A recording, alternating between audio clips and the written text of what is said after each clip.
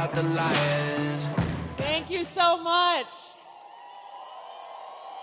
Here we are, the night before the most important election of our lives.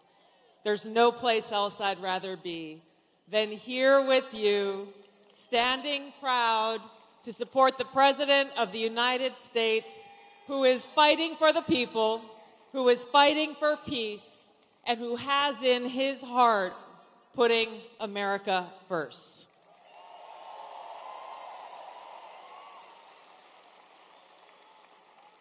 You know, the most important quality that I look for in any elected leader, but especially the President of the United States, is someone who wakes up every single day asking himself, what can I do for the American people?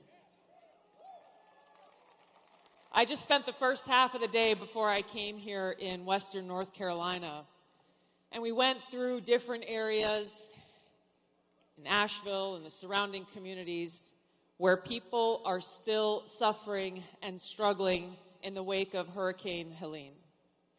And I was moved almost to tears many times as people shared with me their stories of loss, the funerals that they are going to for their loved ones who were killed in that disaster.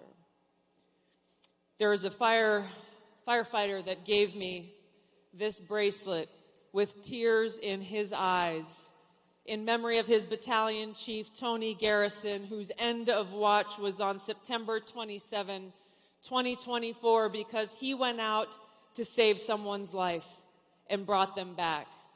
He heard that there was someone else who needed help, went out, rescued them, and brought them back. They said, my parents are still out there, please go and help them. He went out to find them and never came back. On the bottom of this black bracelet, it says, greater love has no one than this, that a person will lay down his life for his friends.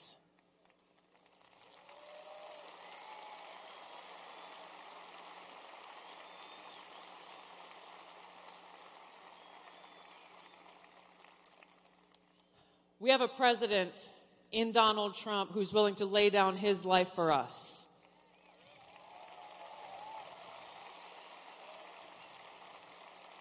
It meant the world to the people in Western North Carolina that he showed up there for them. It meant the world to people in different parts of the country like East Palestine, Ohio, when he showed up for them.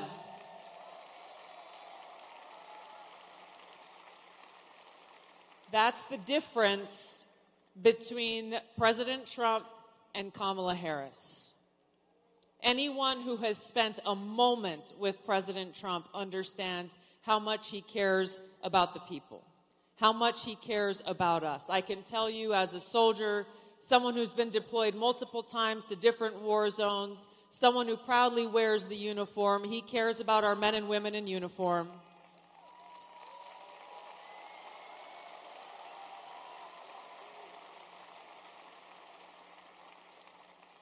He is committed to ending wars, not starting them.